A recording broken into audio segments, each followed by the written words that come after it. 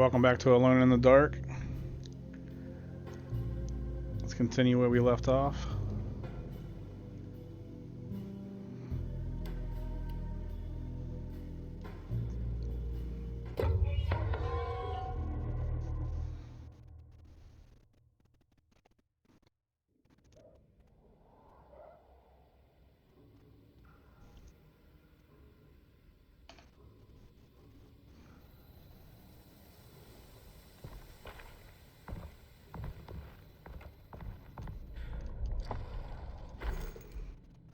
Some more ammo.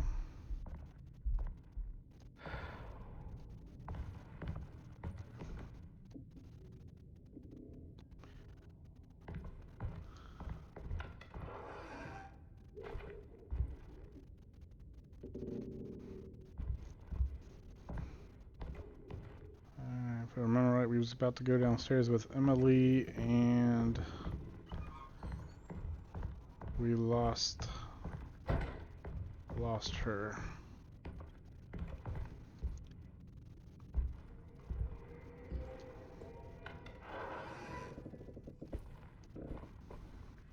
Okay, we got more ammo. And I hear something.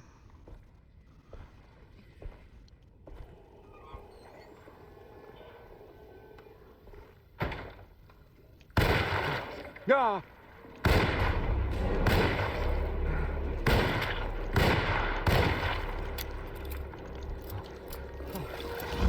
Yeah.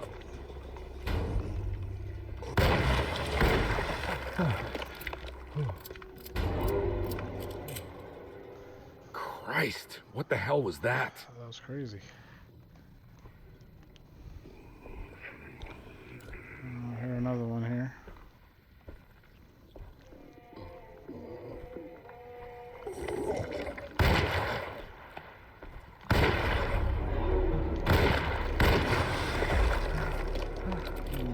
Four shots.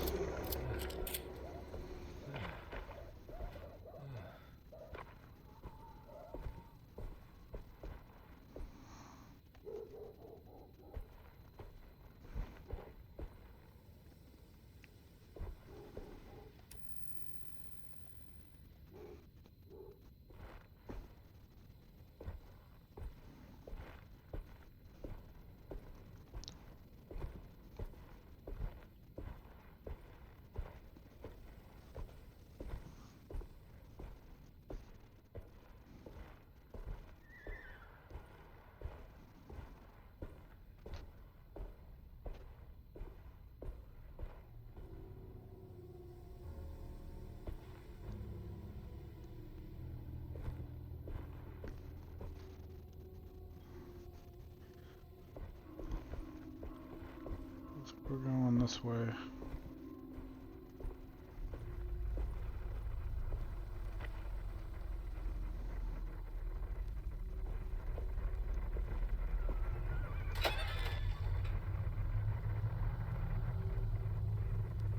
I can't go that way.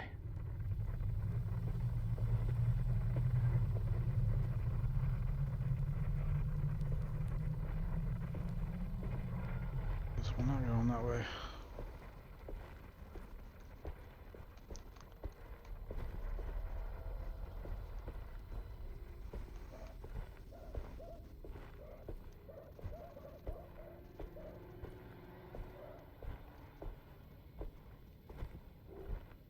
What the hell is going on?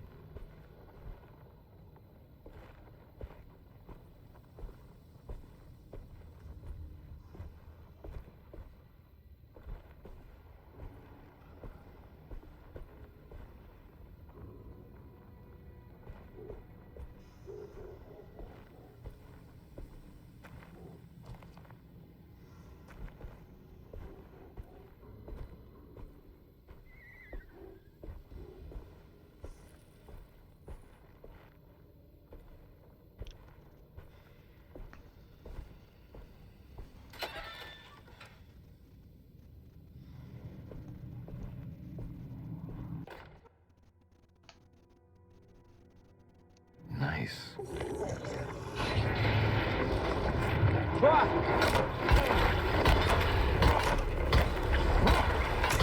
My weapon broke. Come at me, bro.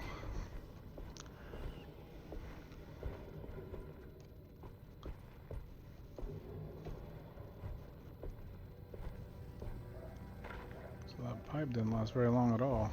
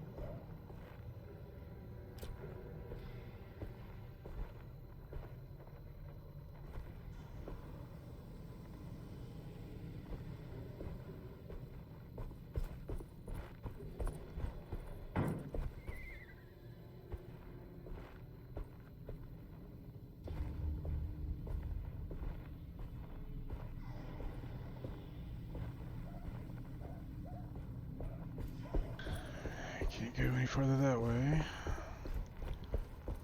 Back up here to the front of the, I believe was a restaurant.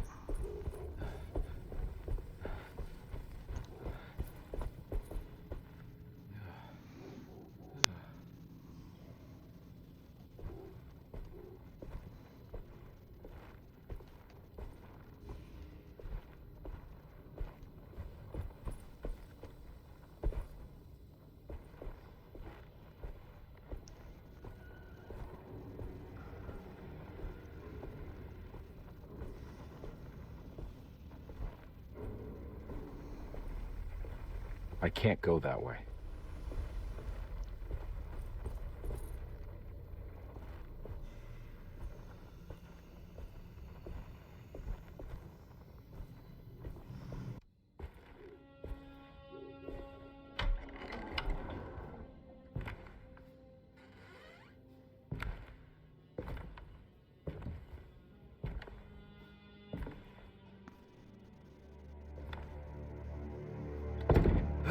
Don't let them get inside, combat.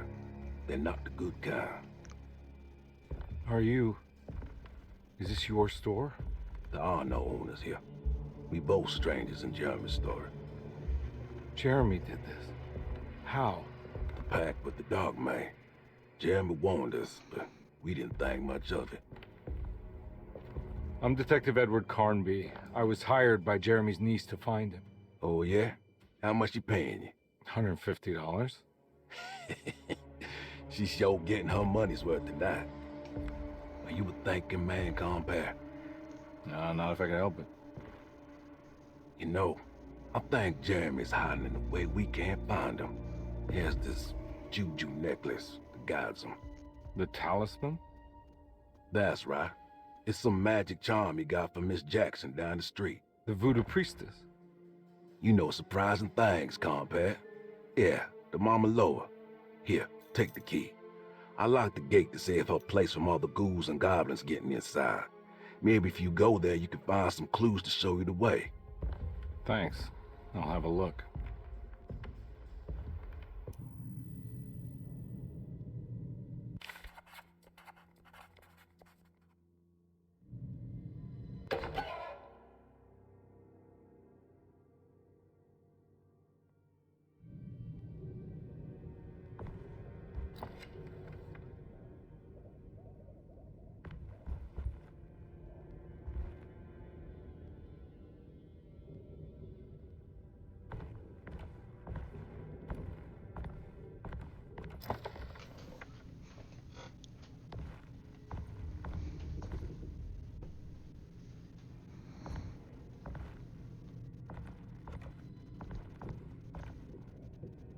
You want to come along? Nah, I'm gonna stay here for a while.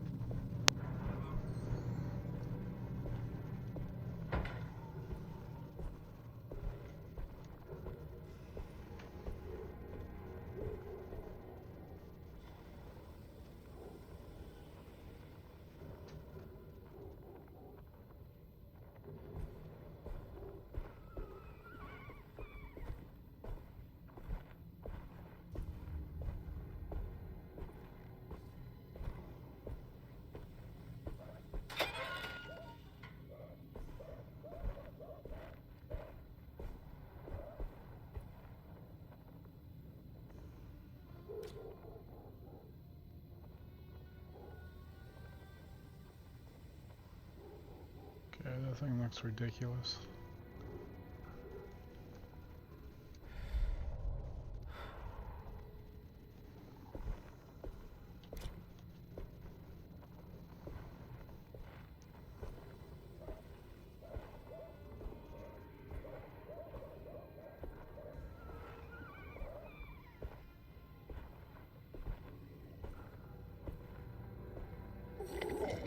Ah!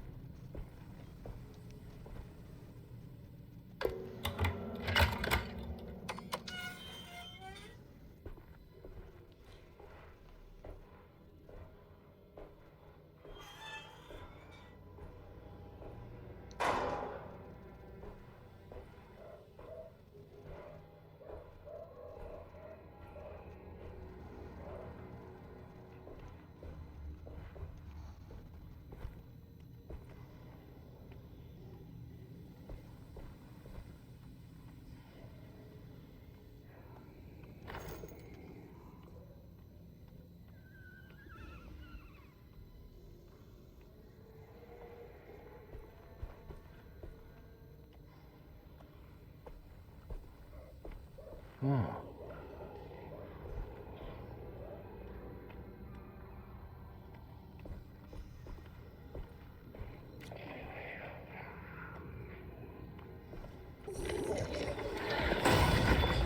Ah!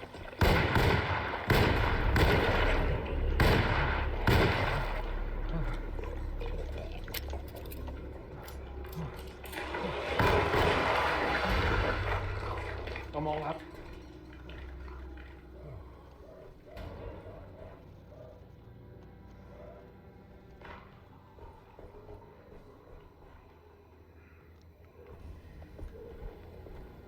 I need some ammo.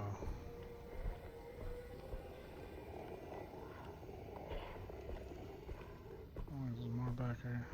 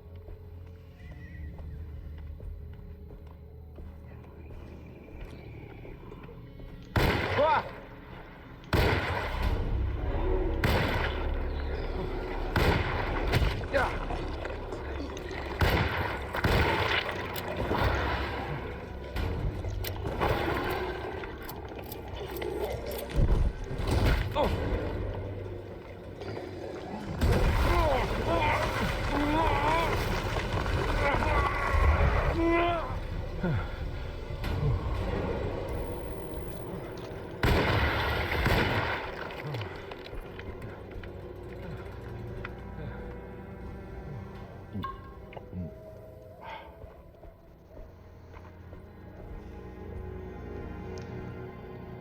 like they're getting quicker.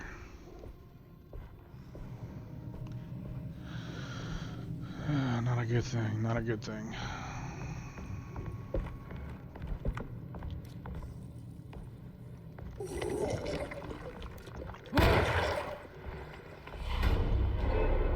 I'm all out of bullets. Ugh.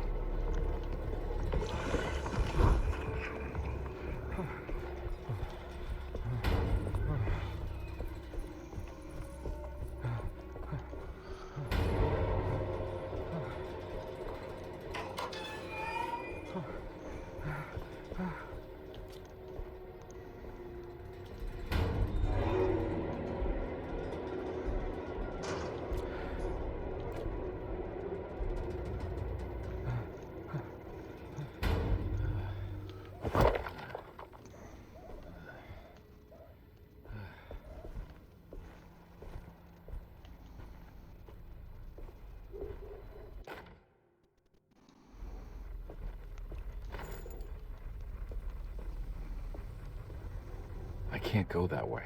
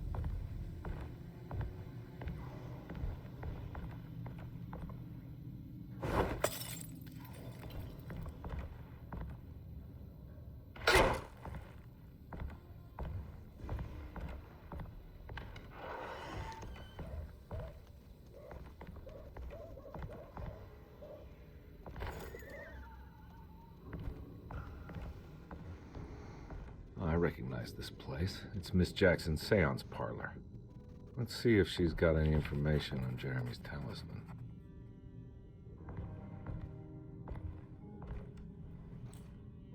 It's the talisman, like the one in the painting.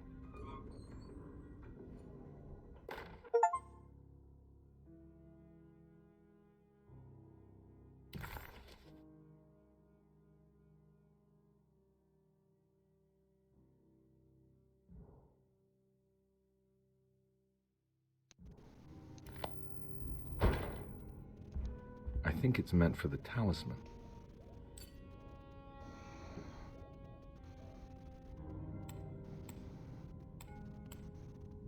I think it needs numbers, like coordinates. Maybe there's something in Jeremy's notes.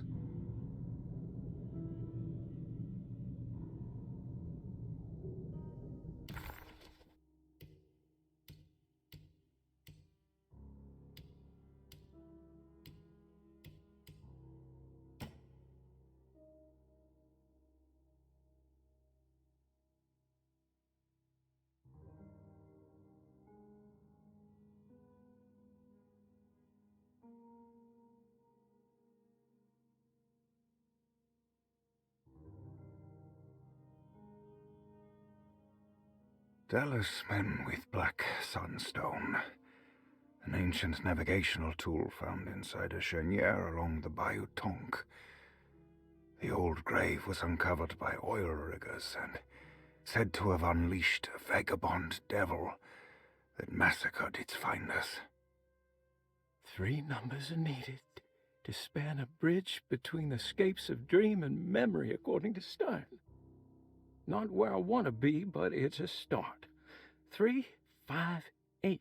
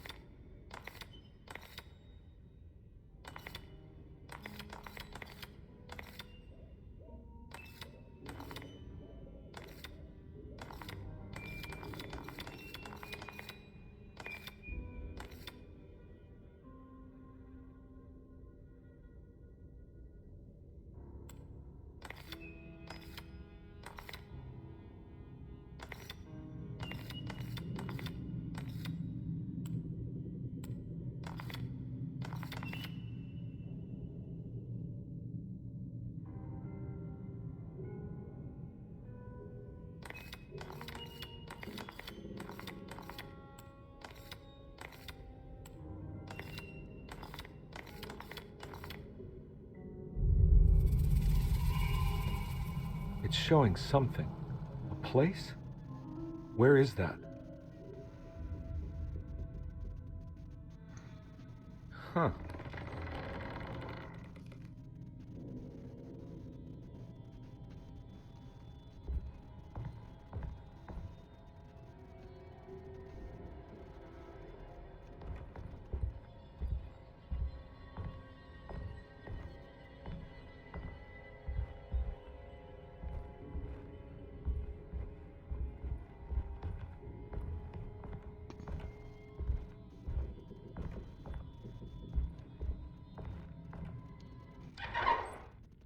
Detective, I was wondering when you were going to show up.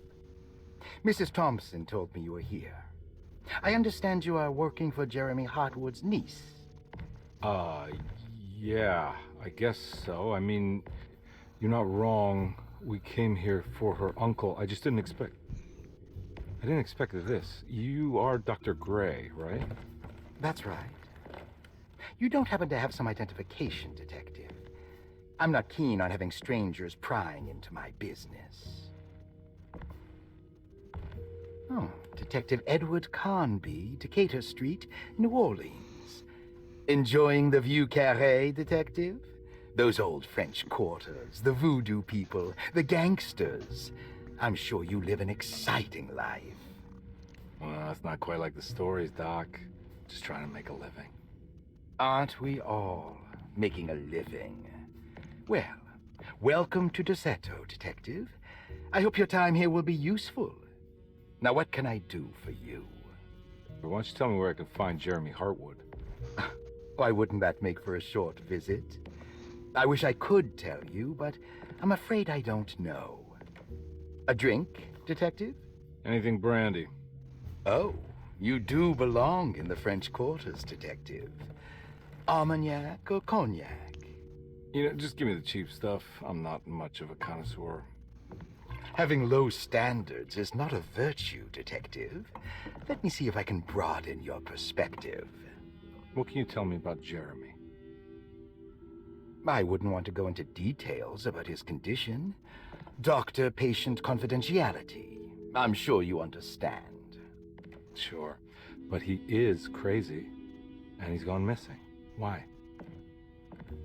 Here, try this. Ooh, it's good. Got a bite? It's called a sidecar. The trick is not to be afraid of the tartness of the lemon. Then, for goodness sake, don't overdo the triple sec. Okay, what can you tell me about Jeremy? Well, let me think. He is an anxious man, constantly worried about events not presenting themselves according to his model of predestination. He complains about things not being carried out in the right order, and that some things simply shouldn't be.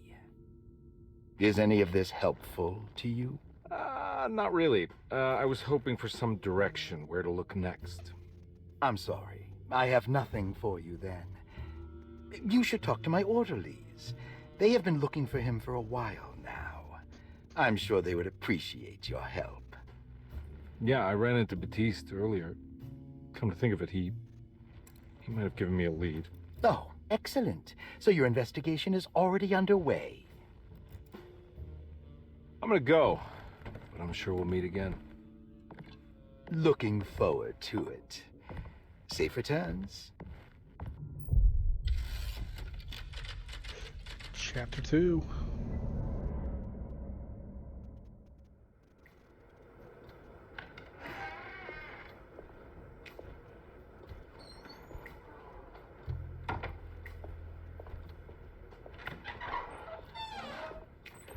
Detective Carnby, where did you go? I was just talking to Dr. Gray. You disappeared. No, it's not what you think. Have you found anything strange going on here? Yes. Everyone is being incredibly evasive and I can't figure out why. No, I mean something you can't explain. Paranormal, even. Detective, I really need you to get yourself together. I can't do this alone. Forget it. I'll figure it out. Do you want to come see Dr. Gray? No, I want to try something. With this talisman, I think I can follow Jeremy to the place he mentioned in the book. What was the name? Do you remember something Spanish? Tarawea. Yeah, that's where I need to go. Detective, are you gonna be all right? Yeah, of course. Go talk to Dr. Gray. We'll rendezvous later.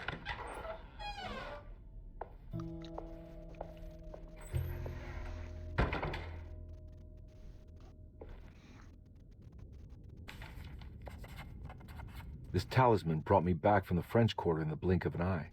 If Jeremy can travel so easily, then he could be hiding anywhere, even Tarawea. If he can do it, so can I. I just need to figure out how the talisman works.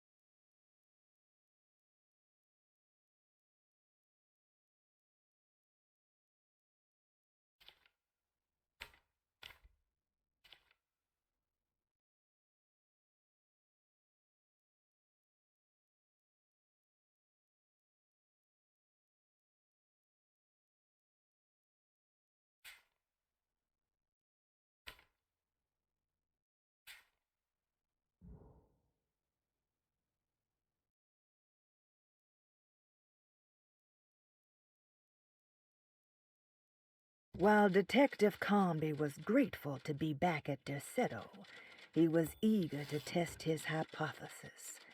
After having suffered through that sinister world, dressed as the French Quarter, Jeremy's writing could be read much more literally. What if Jeremy used his talisman to actually visit those places he mentioned in the book? Conby felt certain that this was the answer. He wouldn't find Jeremy hiding inside Derceto. He would be in one of those other worlds. And to follow in his steps, Conby would have to investigate the old clock and the boiler and find out what part they played.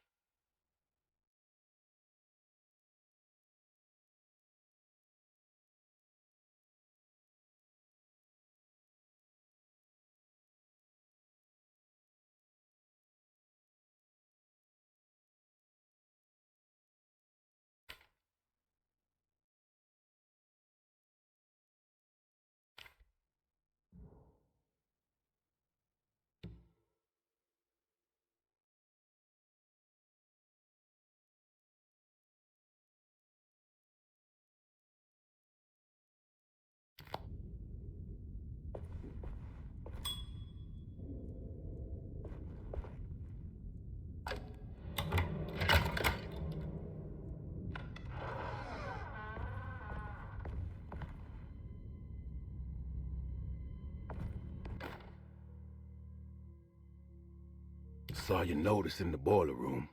You should know Mr. Chance won't be coming back. I got no business being in there myself, but you can take a valve from the wine cellar if you want to try to stop the steam pouring out. Be careful.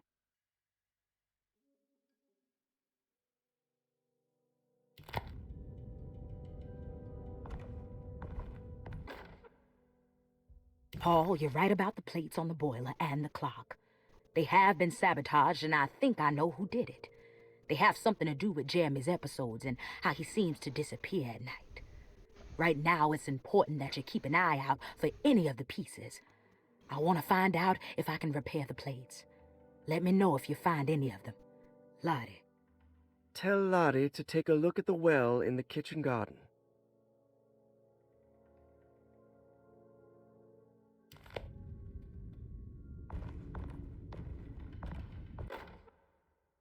Dr. Elmore Lee Gray is Deceto's chief doctor. Accounting and all administrative work is handled by me, Paul Waits. Magdalena Thompson, or Mags, is responsible for the household. Jean-Baptiste and Charlotte Tabois are responsible for keeping the guests' medical regimens in check. Finally, Jack Chance is our gardener, who can occasionally be seen in the conservatory, but is for the most part busy outside. There are currently 6 guests at Derceto. Malcolm McCarthy and Ruth Tallant reside on the first floor. Jeremy Hartwood, Elisabetta Perosi, Grace Saunders, and of course Cassandra Beauregard live on the second floor.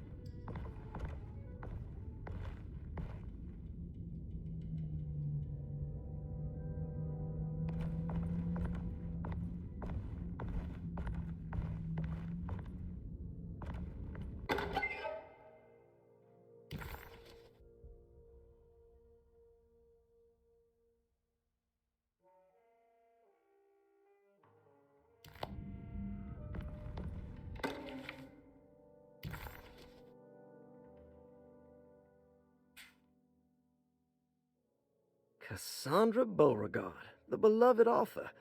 Very exciting, isn't it? What do you want to put down for reason for admission? What her agent told us. Cassandra suffers from writer's block and needs to finish her moving picture script before the end of June. Mr. Chardot suggests Cassandra's heavy use of barbiturates is holding her back and risks ruining her career. And how should we summarize her personal history? Let's keep it short. Cassandra Beauregard is a beloved crime author who managed to pull herself out of poverty and into stardom. 5 years ago, she tried killing herself by jumping off a balcony. The incident left her a cripple and now relies heavily on her wheelchair. And for diagnostic impressions? Cassandra suffers chronic back pain following her suicide attempt. She self-administers morphine to keep herself ambulant, but has become addicted, and the desired effect is now lost. The drug abuse clouds her mind, and she is unable to focus on real life. To save herself from this insight, she instead makes up stories to fill out the gaps in her own thought process, resembling the Korsakoff syndrome. Oh, bravo, Doctor. How will you treat her? First of all, she needs to be weaned from her drug addiction and hopefully... Grace Saunders, 11 years old. Reason for admission? The mother insists on strict supervision by a proper gentleman to avoid further perversion of Grace's adolescence. Personal history? Grace's family possesses modest wealth and status. Her childhood seems ordinary, spending most of her time with private teachers and family friends. Grace's father recently passed away, leaving her mother the sole caregiver. And diagnostic impressions? Grace has trouble dealing with her father's death. She is willingly suppressing her feelings on the matter and isn't properly acknowledging the trauma she suffered. Any planned treatment? Grace needs nothing out of the ordinary. She simply needs parental guidance. Eventually, we can work on her feelings toward her father. Thank you, Doctor. I'll finish the paperwork and get her installed. Malcolm McCarthy, 54 years of age. Reason for admission? McCarthy admitted himself to Dorsetto, stating simply that he needs some damn rest. And personal history? McCarthy claims he used to work as a lawyer in Baton Rouge, but says he can't go into details because of some legal dispute. His background remains largely a mystery, except for the occasional clue that he drops in conversation. Huh. And diagnostic impressions? McCarthy is an anxious man and an alcoholic. He often tells half-truths due to some deep-seated inability to trust other people. And how will you treat that? McCarthy will take some time to open up. Spending time with Jack's dog or the child should be good for him. Their harmless nature will help build his sense of trust. Thank you, Doctor. Elisabetta Perosi, 33 years old? What should I put down as reason for admission? Well, Perosi broke into Dorsetto and was found wandering the grand parlor. She was confused and suffered partial amnesia. She insisted she belonged here and offered to pay for her stay. Right. What do you make of her story? Perosi claims to have been a member of the Astarte artist colony some 20 years ago, a claim that seems contrafactual due to her young age. She looks to be and even thinks she is 33 years of age. That would make her a child at the time. It seems fair to say that Perosi's story is untrue, deliberately so or not. Diagnostic impressions? Do you have anything? Perosi's story is peculiar, because she retracted her story about the artist colony. She no longer claims to be the same person as Elisabetta Perosi. However, my staff's research has confirmed there was a Perosi at that time who was in her early 30s. I suppose this case will take some time to investigate. How will you go about it? I wanted to contact the real Perosi, but it seems the whole colony disappeared one night. September 29th, 1915, during a hurricane. I will have to take it slow and figure out what this spell of impersonation could have been. Oh, I'm sure it will all clear up eventually. Thank you, Doctor. Ruth Talon, 29 years of age. Reason for admission? Ruth's father wishes that his daughter be removed from New Orleans nightlife for the foreseeable future. He fears that her overly free spirit is tarnishing the family's reputation. Sounds simple enough. Personal history? Ruth comes from considerable wealth. Her family owns several hotels and restaurants. Unlike the rest of the family, her sense of adventure has taken her around the world, including France during the Great War as a photojournalist. The last decade, she has provoked many rumors of being a debauched flapper, bordering on nymphomania. And diagnostic impressions? Despite her father's frivolous reasons for her to be admitted, Ruth does seem to provide an interesting case.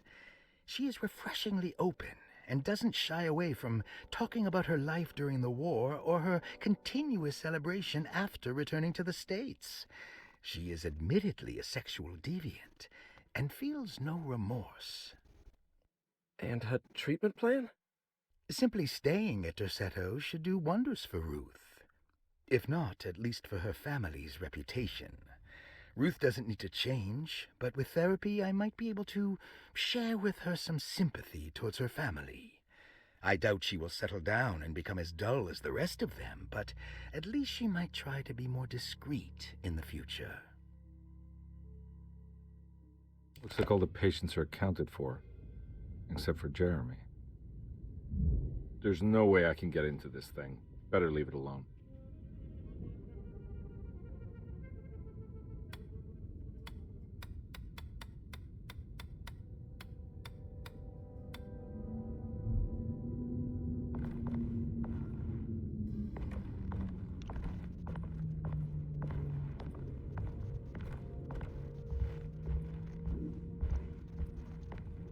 I need the key.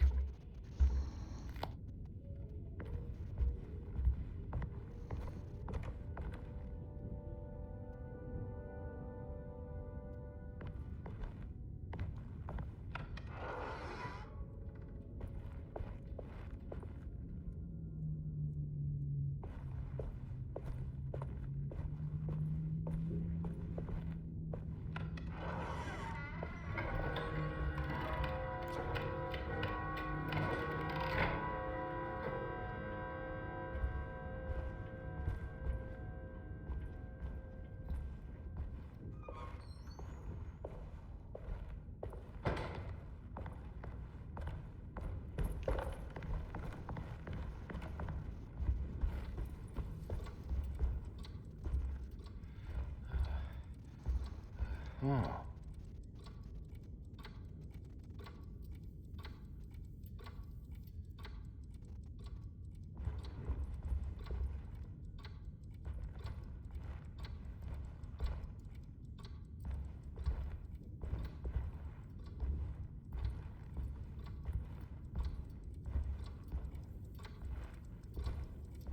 It's stained. Looks like some kind of rot.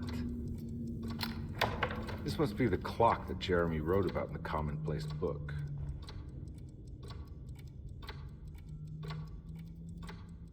Huh. Looks like the plate that held the talisman in the seance room. But it's broken and missing some pieces.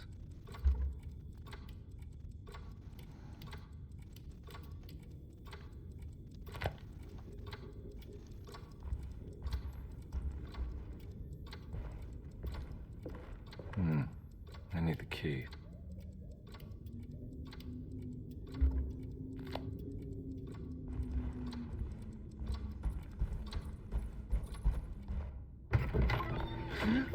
Yeah, sorry, Detective. Didn't mean to obstruct justice or anything. That's fine. You know, I'm kind of busy with my own case of a missing person. I was wondering if you seen Grace, girl about yay high? I can't say that I have. Why are you asking? Well, I'm looking for her. Is she in trouble? No. She's just hiding somewhere. But we can't have a rascal like that running around unchecked at a time like this, you understand? Well, I haven't seen her. Well, let me know if you find her. I'll be around. I'll keep an eye out for your man, Jeremy. You scratch my back, Detective, and I'll scratch yours.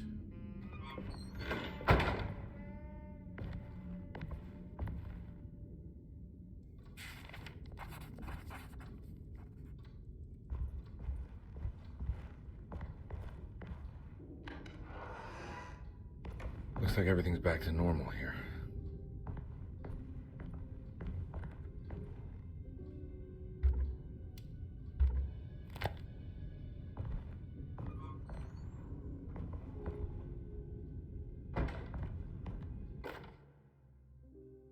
Emily's here.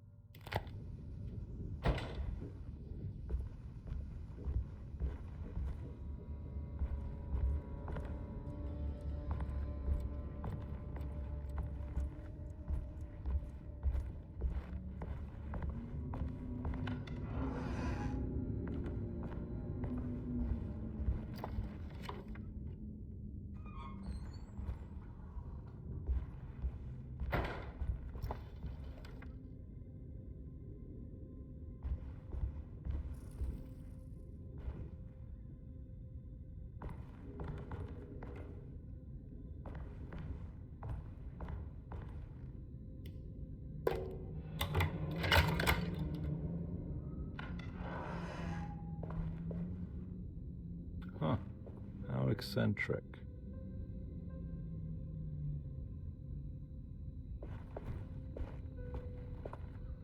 What are these symbols? Looks like alchemy or star constellations.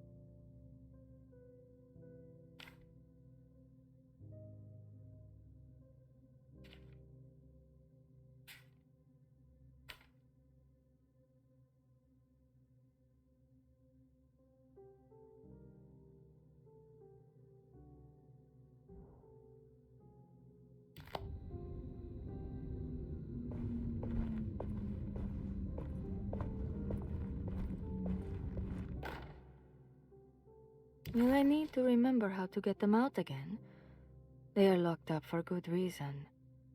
I am sure she is still able to whisper the answer in the ears of the wrong people. But not for long. I will see her burned soon enough. That black goat will be sacrificed to put an end to it all. Then it will all be over. No more Derceto, and sadly, no Astarte. Those good pirates of Pontchartrain.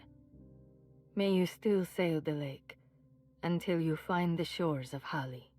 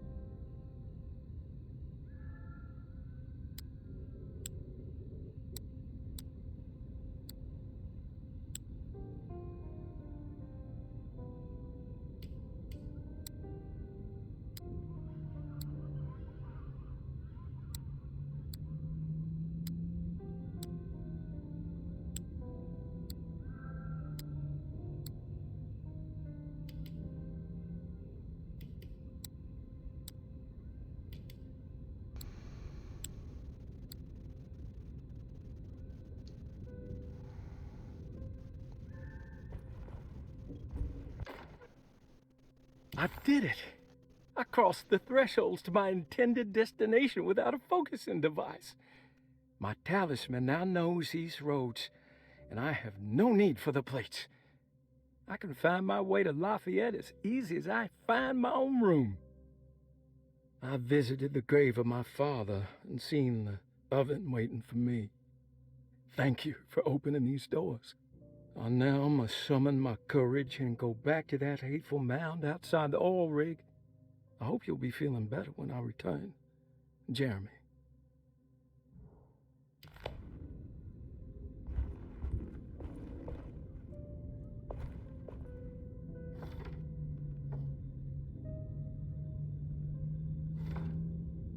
These paintings got some grim-looking rot on them.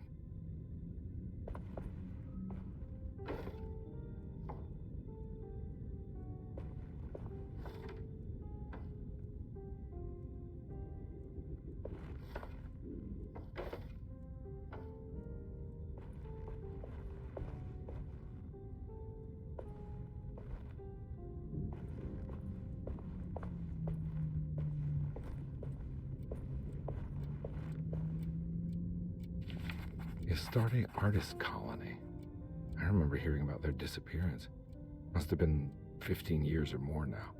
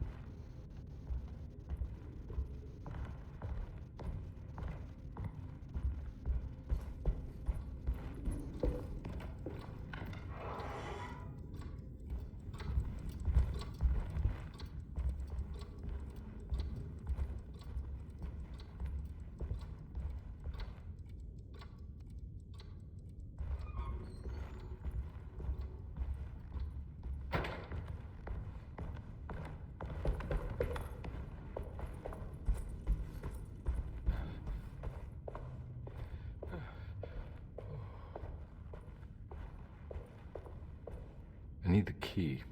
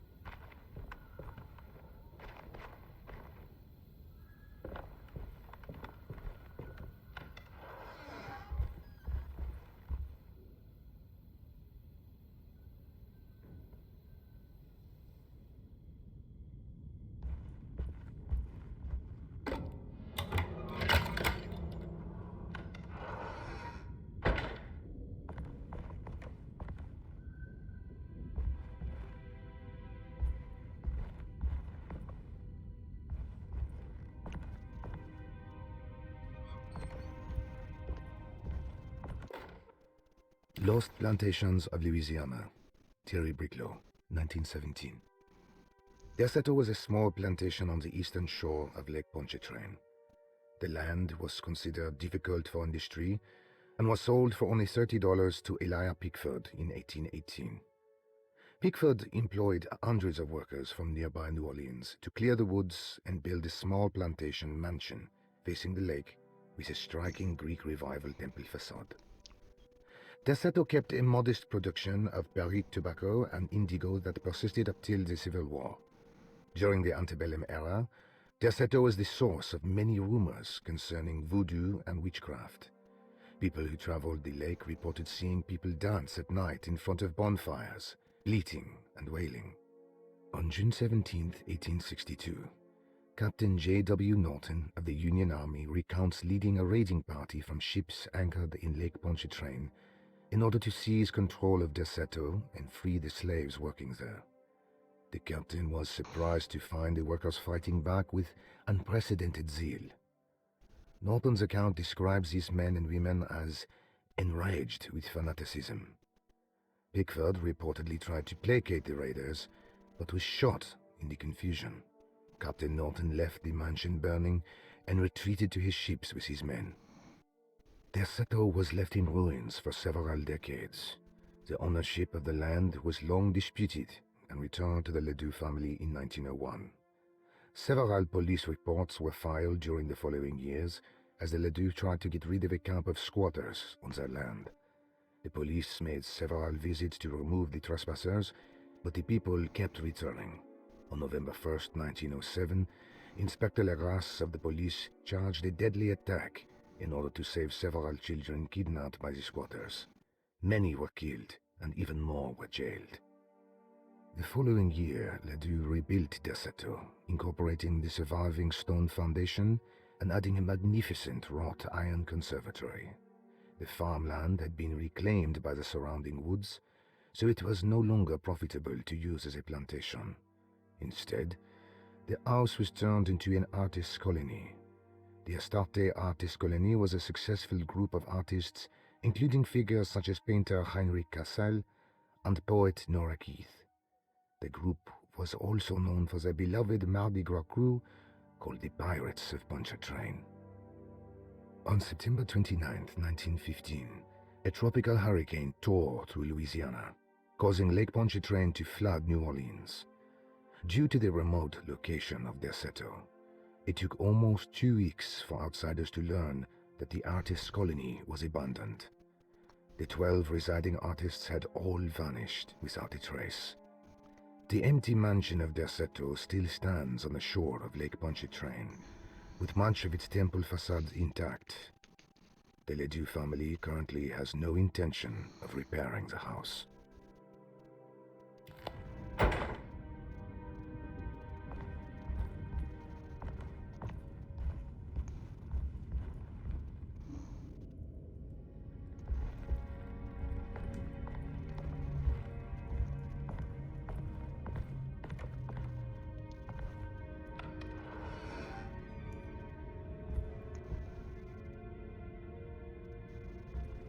Ooh.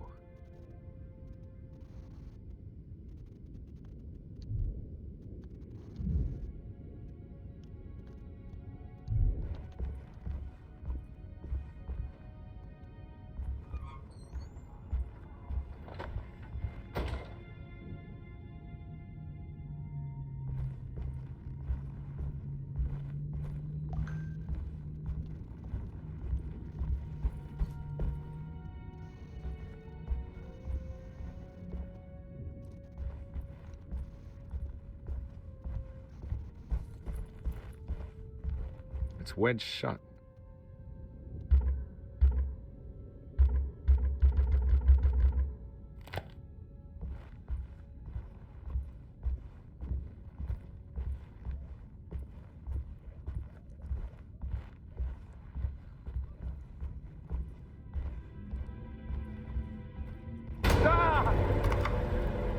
What is going on?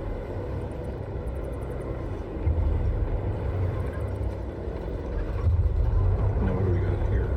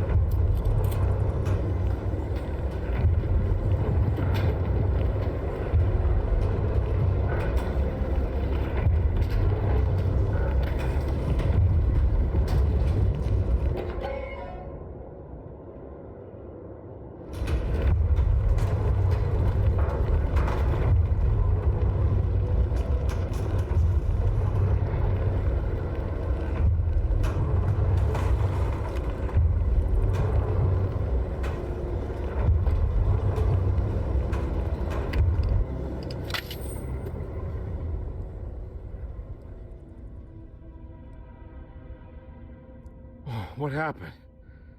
Everything's normal again? Right.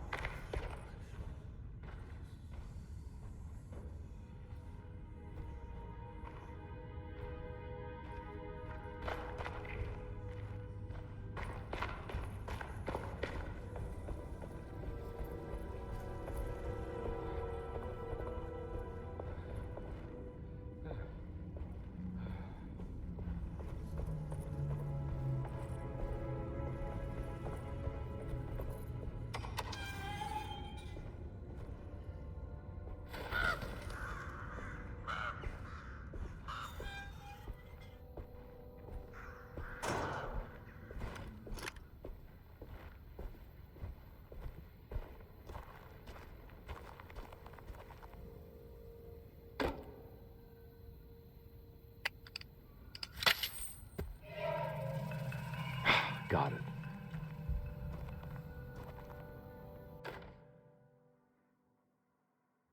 Okay.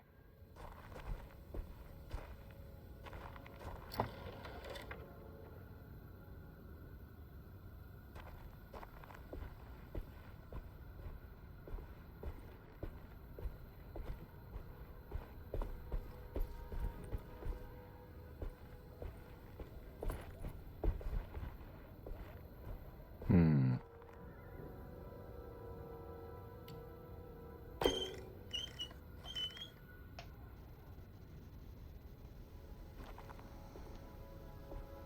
Hmm.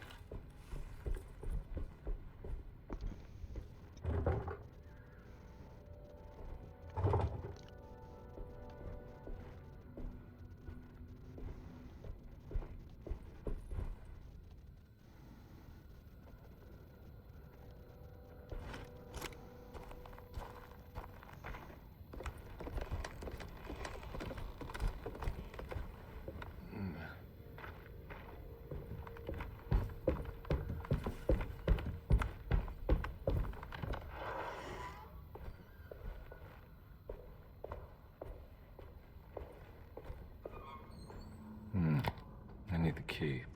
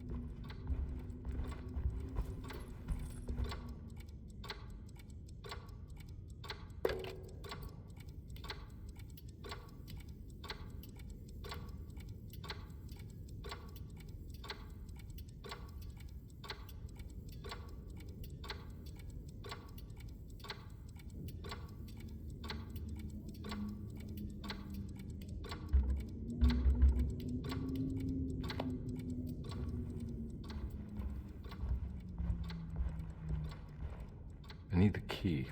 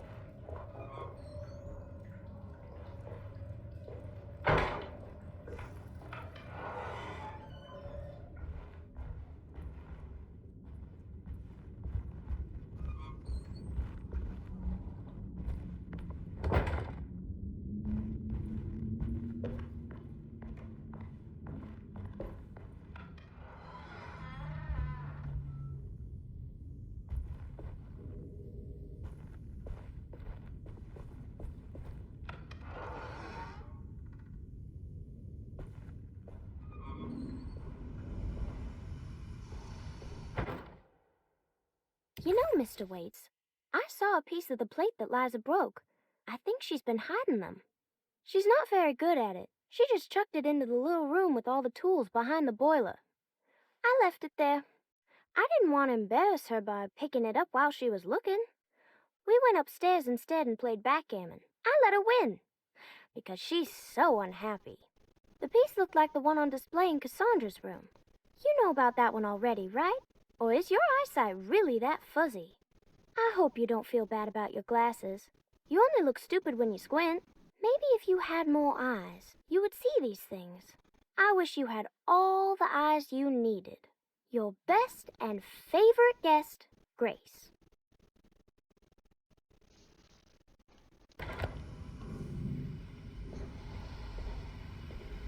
It's another plate for the talisman. Like the other one, it's broken and missing some pieces.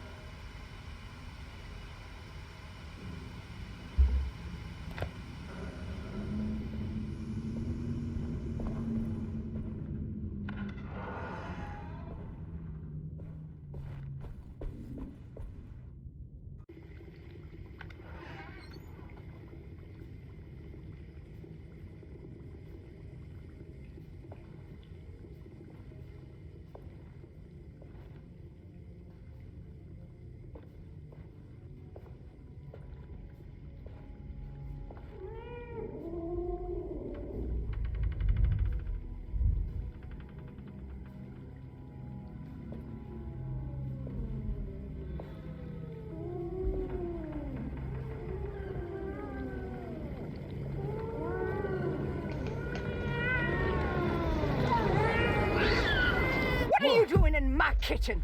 I assure you. No, I'm sorry. I promise you. I- Mr. Hotwood is I was just nowhere looking near my for- kitchen, and neither should you be. Don't make me I kick didn't you mean out to. of this house. Sorry. Now get out! Yeah.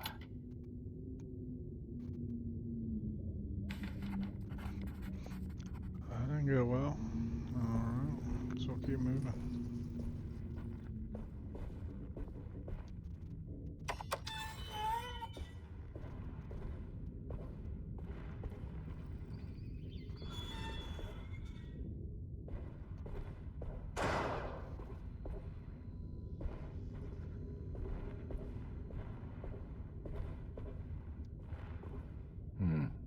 I need the key.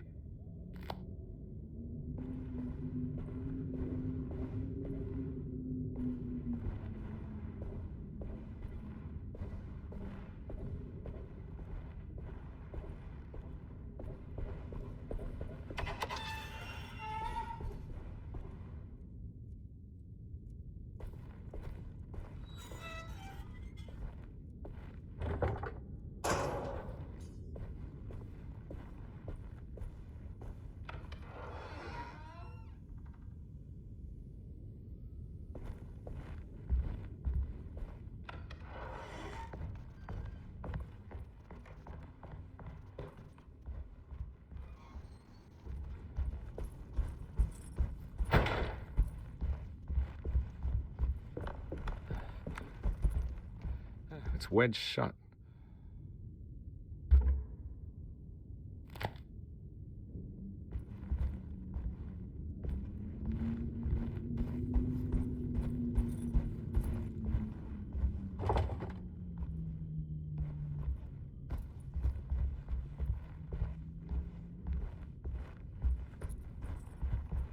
It's wedged shut.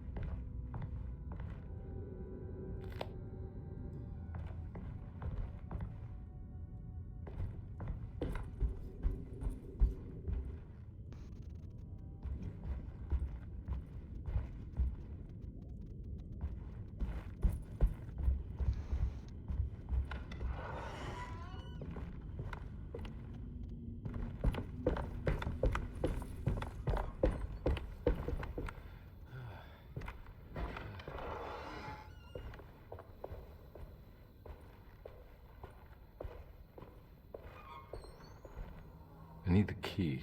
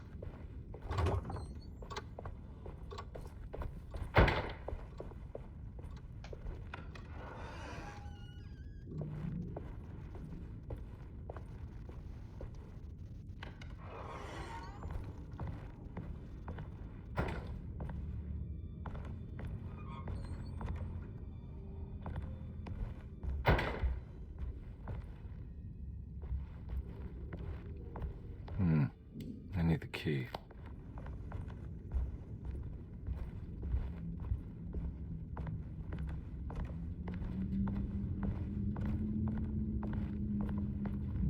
There's no way I can get into this thing.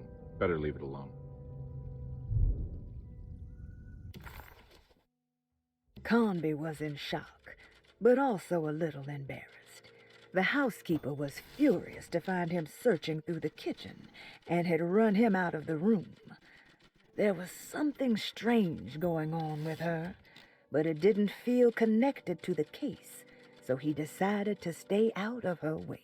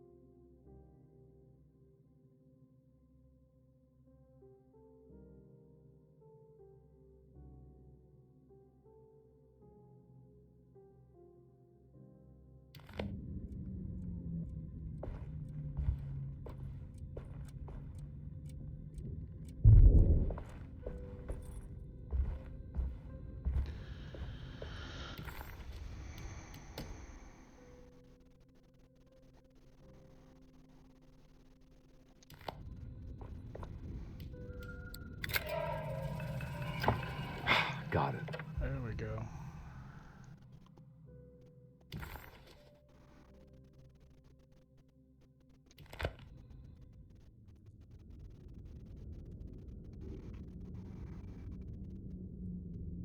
Alright guys, please leave a like.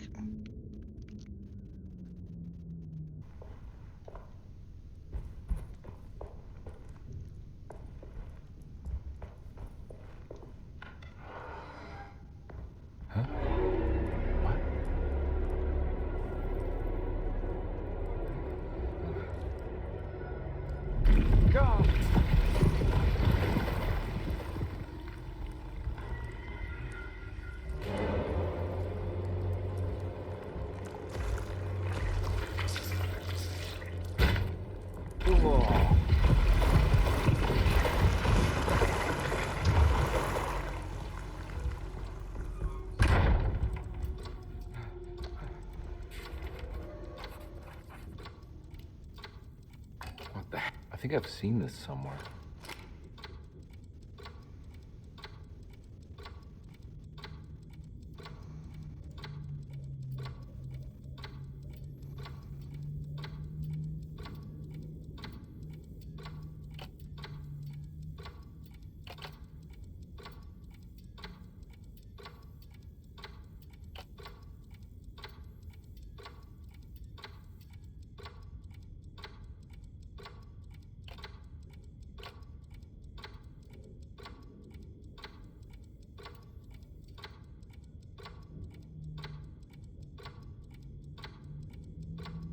There was something in the commonplace book about this.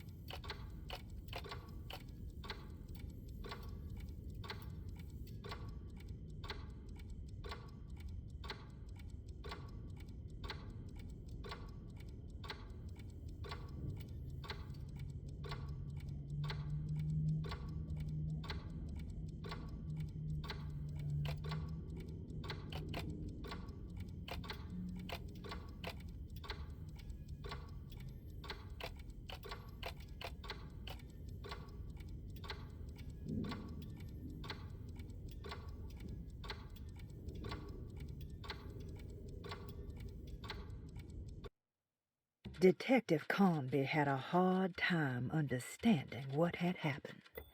It did feel similar to when he was pulled into the French Quarter, but with less power and purpose.